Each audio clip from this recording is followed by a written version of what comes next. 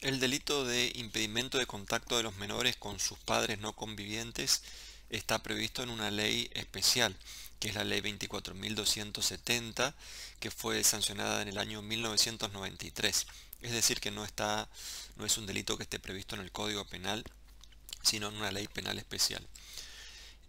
Al momento de sancionarse esta ley, los legisladores consideraron que de la Convención de los Derechos del Niño surgía una obligación para los estados parte, entre ellos la Argentina, de penalizar, de sancionar penalmente este tipo de conductas.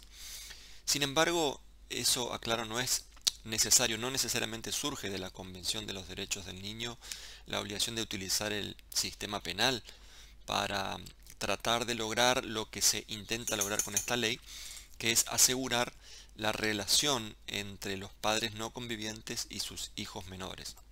Eh, Precisamente este delito, igual que el incumplimiento de los deberes de asistencia familiar, son de las figuras más cuestionadas desde la óptica del principio de última ratio o mínima intervención del sistema penal, porque se considera que con el derecho civil, el derecho de familia, o con otras alternativas, pero sin utilizar el derecho penal, se podrían solucionar de una mejor manera este conflicto del impedimento de los padres no convivientes con los menores. Bien, la ley 24.270 tiene 7 artículos. Las figuras penales están previstas, es decir, los delitos de impedimento en sus distintas modalidades, están previstos en los dos primeros artículos. La figura básica en el artículo primero, primer párrafo, que consiste en impedir u obstaculizar el contacto de los menores de edad con sus padres no convivientes. Ese delito se agrava si la víctima, es decir, el menor, tiene menos de 10 años, y en el artículo segundo que está prevista la figura de cambiar de domicilio al menor con la intención de impedir ese contacto con sus padres no convivientes. También esa figura se agrava en el segundo párrafo del artículo segundo de la ley cuando la mudanza o el cambio de domicilio implique llevarlo al exterior. Estos delitos es las relaciones de familia, específicamente el vínculo, el contacto que debe tener el menor de edad con sus padres no convivientes, que tienen derecho a ejercer la patria potestad. La patria potestad es un deber y un derecho para los padres, entonces en ese sentido tienen la obligación de supervisar la educación de sus hijos, su estado de salud, etc. Y para garantizar esa relación precisamente es que se ha dictado esta ley queriendo proteger ese vínculo. No hay que confundir el bien jurídico protegido, libertad individual o libertad ambulatoria del menor. No es eso lo que se protege con esta ley. La libertad ambulatoria o libertad individual del menor se protege allá en el Código Penal, entre los delitos contra la libertad, específicamente entre los artículos 146 a 148 del Código, van a haber figuras penales que tienen una sanción penal más grave que esta ley. Es una pena más grave porque precisamente se considera que la libertad individual del menor es un bien jurídico más valioso. Entonces, por ese motivo, por la diferenciación de los fines jurídicos, las relaciones de familia por un lado, que es lo que protege esta ley, la libertad individual o ambulatoria por otro lado, que es lo que protegen los delitos contra la libertad, por eso es que este delito no se, no se configura por el acto de privarse de la libertad al menor, sino que lo que debe ocurrir acá es que se interrumpa el vínculo específicamente con el padre no conviviente. Y ahora vamos a ver quiénes pueden ser sujetos activos y pasivos de este delito.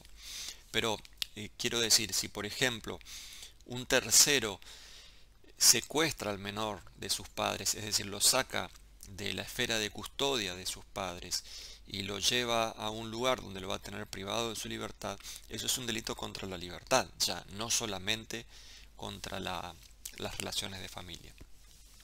Bien, vamos a ver las figuras que prevé esta ley, los delitos específicamente. La figura básica está prevista en el artículo primero, párrafo primero, que prevé pena de prisión de 1 mes a 1 año al padre o tercero que ilegalmente impidiere u obstruyere el contacto de menores de edad con sus padres no convivientes. En el párrafo segundo dice, si se tratare de un menor de 10 años o de un discapacitado, la pena será de 6 meses a 3 años de prisión.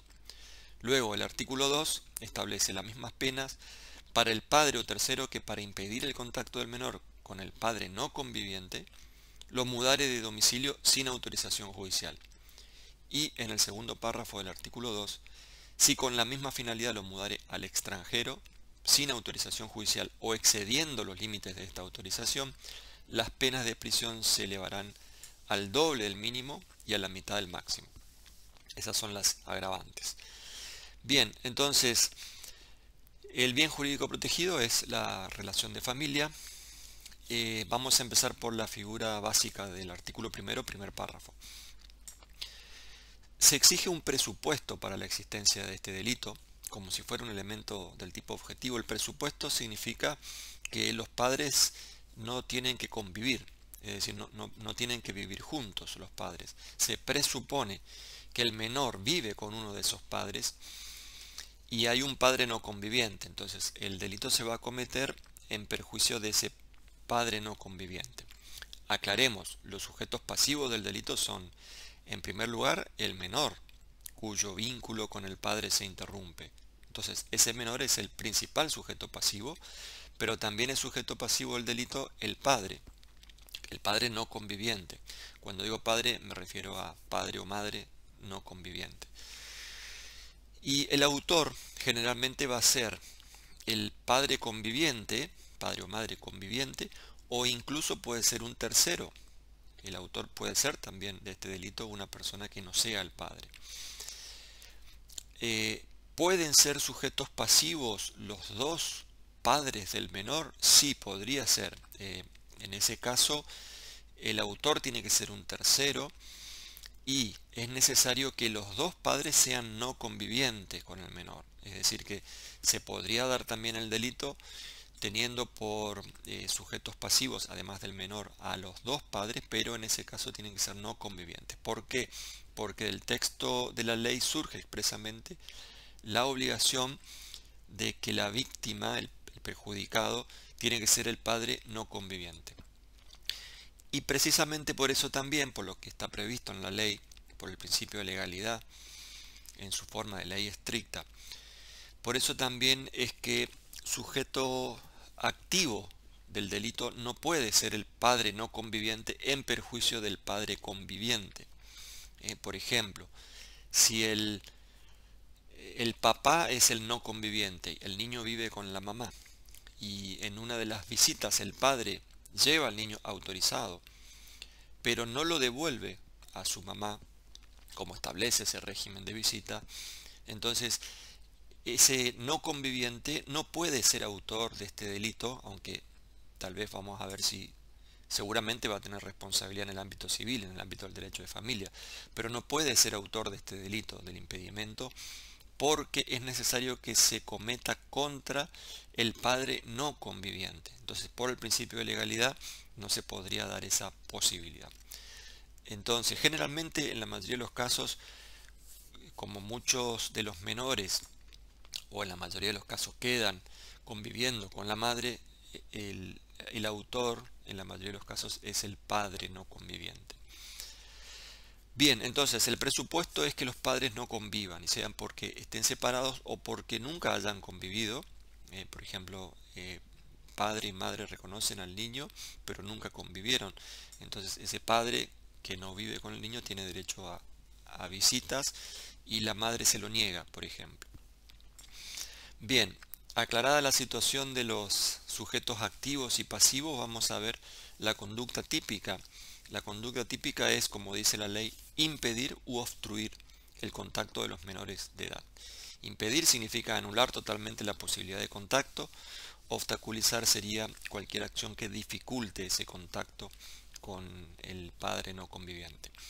Es un delito de resultado, entonces es necesario que efectivamente se haya impedido o que se haya obstaculizado ese contacto con el padre no conviviente.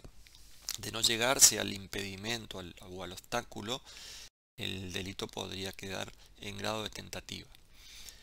Ahora, la figura penal exige un elemento objetivo en la tipicidad, que es la ilegalidad. O sea, ese impedimento u obstaculización del contacto tiene que ser ilegal, ilegítimamente o ilegalmente, dice el texto de la ley. ¿Qué significa eso, ilegalmente? Contrario a derecho, es decir, que no exista alguna autorización especial en el ordenamiento jurídico en su conjunto o en alguna resolución judicial específica. Bien, pero eso es lo que llamamos en la teoría del delito la antijuricidad.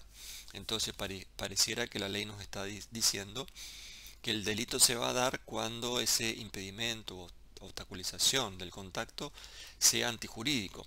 Y no hace falta que lo diga.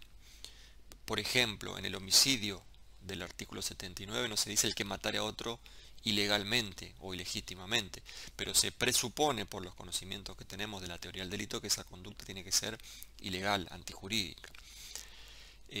Ahora, ¿qué pasa cuando en estas figuras, por ejemplo, el impedimento de contacto, expresamente en el texto de la ley se establece ilegalmente o ilegítimamente? Lo vamos a ver en otras figuras más. No es común, pero sí existen otras figuras como por ejemplo la privación ilegítima de la libertad, el apoderamiento ilegítimo en el caso del hurto, la privación de la libertad está en el artículo 141, lo vamos a ver después, y el hurto en el artículo 162. Es decir, a veces el legislador expresamente incorpora esta palabra ilegítima, ilegal, en el texto de la ley, en el texto del artículo. Entonces, se considera que en esos casos hay que darle un sentido a esa expresión. Claro, sabemos que el delito de impedimento de contacto, de hurto, de privación de libertad, de homicidio o cualquiera, tiene que ser ilegítimo, tiene que ser antijurídico. Pero en estos casos en los que la ley expresamente ya lo incorpora en el texto de la ley, la doctrina penal ha entendido que hay que darle un sentido especial. Y ese sentido especial es considerar que el elemento ilegítimo, ilegal, forma parte del tipo objetivo.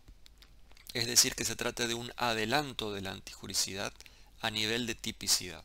Lo que en la mayoría de los delitos analizamos a nivel de antijuricidad, lo vamos a adelantar ya a nivel de tipicidad. Y vamos a considerar que esta ilegalidad es un elemento del tipo objetivo.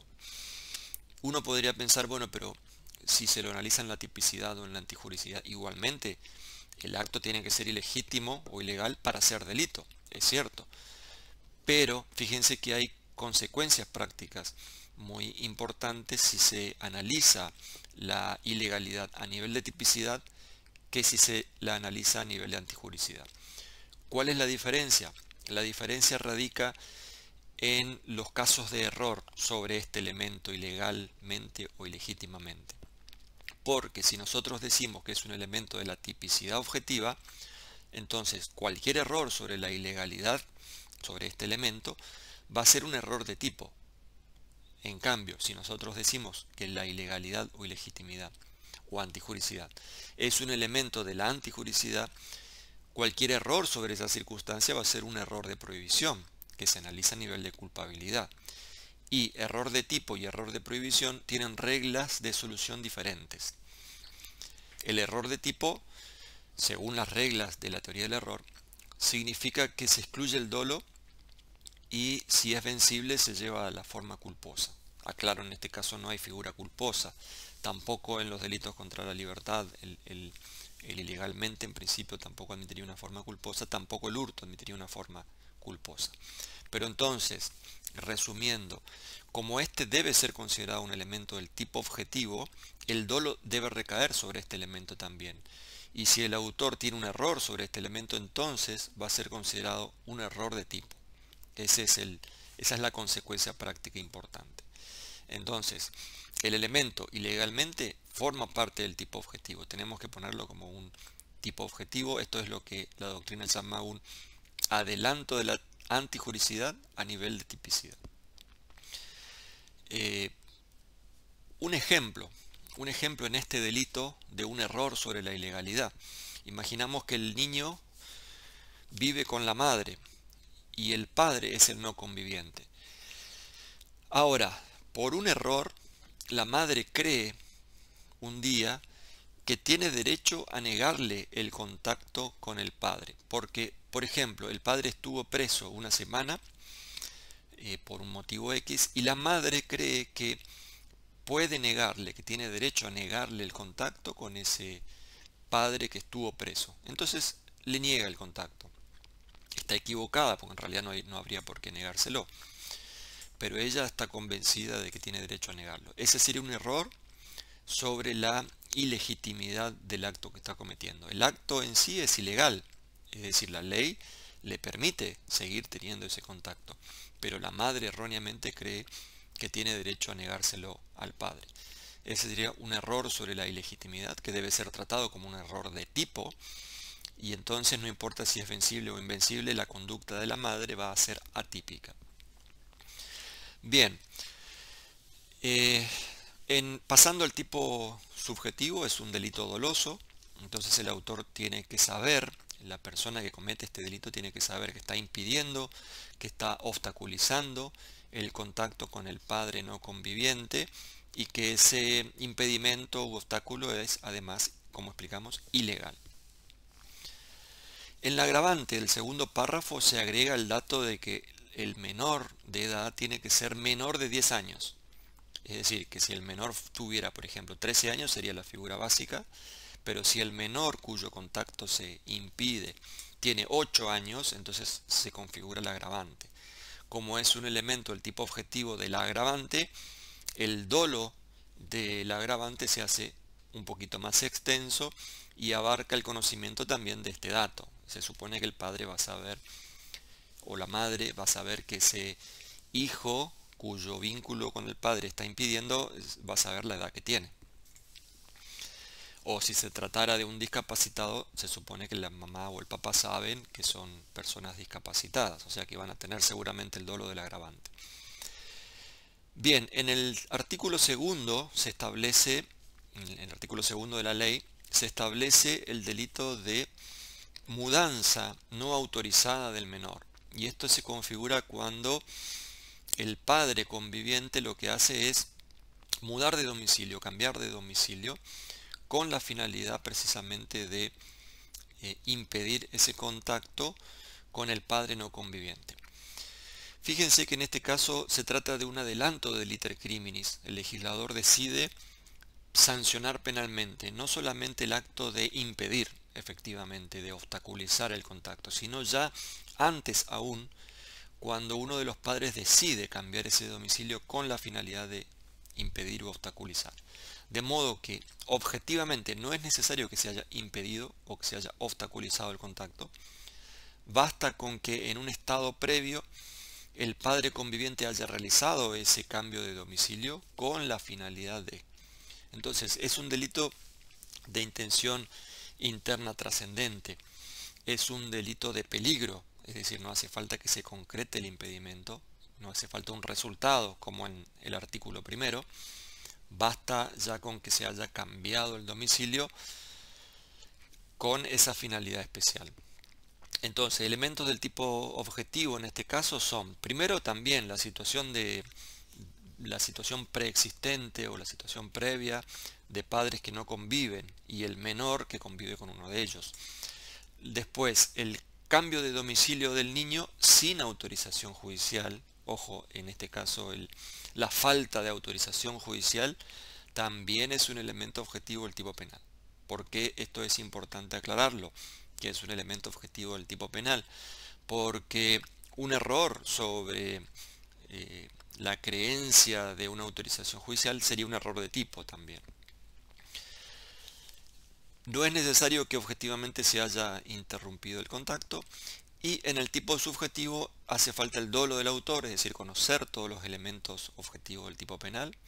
Conocer, por ejemplo, si es la madre la que convive con el menor y va a cambiar de domicilio para impedirle el contacto al padre no conviviente, hace falta que ella sepa que está cambiando de domicilio sin avisar o sin notificar al padre no conviviente, que lo haga sabiendo que no tiene una autorización judicial, porque si ella piensa que tiene una autorización judicial, ahí estaría en un error de tipo y la conducta sería atípica.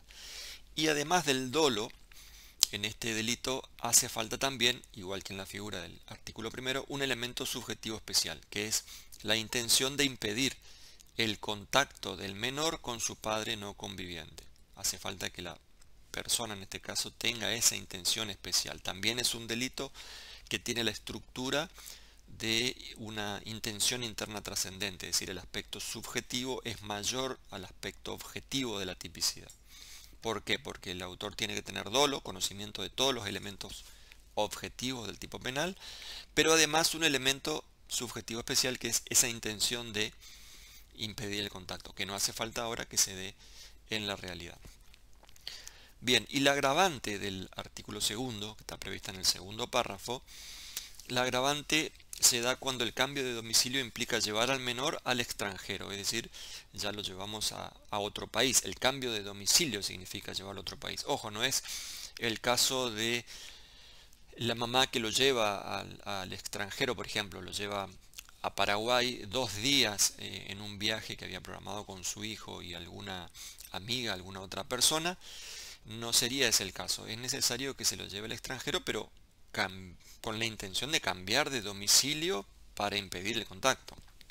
Entonces, no cualquier viaje al exterior significaría el delito de impedimento y con la agravante del artículo segundo. Bien, en el tipo subjetivo, entonces, el autor tiene que tener el dolo y además la intención, la finalidad especial de impedir el contacto con ese padre no conviviente.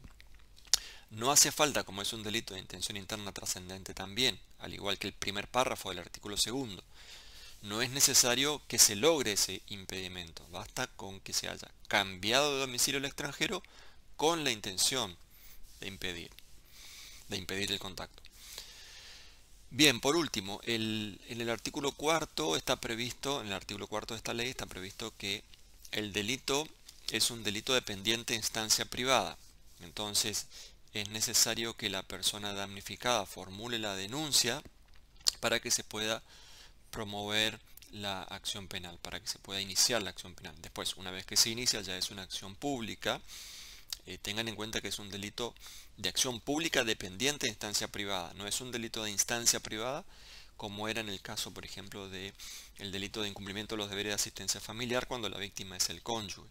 En este caso es un delito de acción pública, pero que depende de la denuncia del damnificado.